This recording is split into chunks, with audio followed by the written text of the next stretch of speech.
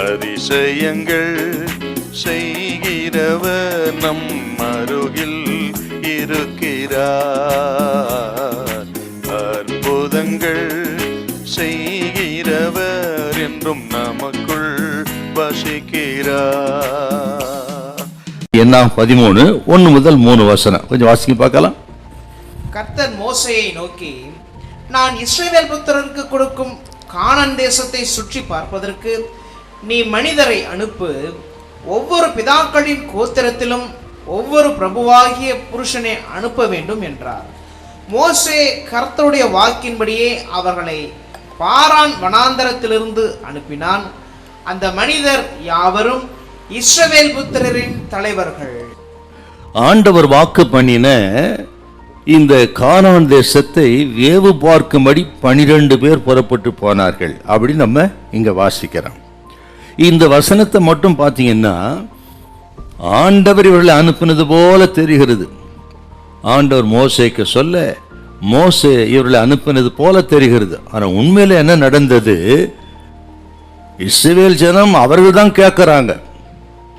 ஆண்டவர் வாக்கு தத்தம் பண்ணின இந்த கானான் தேசத்தை வேவு பார்க்க வேண்டும் அவங்க தான் கேட்டிருக்கிறாங்க. அவர்கள் கேட்டதுனால மோசே ஆண்டவருக்கு சொல்ல ஆண்டவர் அனுமதிக்கிறார். அது மாதிரிதான் போயிருக்கிறாங்க. நீங்கள் இந்த 1 அதிகாரம் 20 21 கர்த்தருக்கு பிரியம் கிடையாது. இந்த ஜனம் கேட்டதுனால அனுப்பினார். அநேக சந்தர்ப்பங்களில ஆண்டவர் நம்ம கேட்கிறதை அனுமதிக்கிறாருங்க. அவருக்கு விருப்பம் இருக்காது, ஆனால் கர்த்தர் அனுமதிக்கிறார். ஏன் அனுமதிக்கிறார்னு கேட்டீங்கன்னா அதுல இருந்து சில பாடங்களை கற்றுக் கொடுக்க விரும்புவார். இந்த கேட்கிறவங்க நீங்க கேட்டது கிடைக்கலையா ஆண்டவர் சமூகத்துல தோத்தனம் பண்ணி விட்டுடுங்க, அது உங்களுக்கு ஆசீர்வாதம் இல்லைன்னு கர்த்தர் கருதுகிறார். அது உங்களுக்கு நீங்க கேட்கறது உங்களுக்கு நல்லது இல்லைன்னு ஆண்டவர் கருதி அவர் சித்தம் அது. ஆகவே தான் கொடுக்கல. தோத்திரம் பண்ணுங்க, விடாப்பிடிய பிடுங்க நினைக்க கூடாது. கர்த்தர் கொடுக்கறத வாங்கி தோத்திரம் பண்ணுங்க. இன்னொரு விஷயம், நம்ம கேட்கறது ஆண்டவர் ஏன் கொடுக்கிறார் உடனேன்னா அவருக்கு விருப்பம் இல்லைனாலும் நம்ம பலகீனம் அவருக்கு தெரியுங்க. நாம் எவ்வளவு பலகீனமானவர்கள் என்று அவருக்கு தெரியும். ஆகவே தான் சில சந்தர்ப்பங்களை கேட்காத கொடுக்கிறாரு.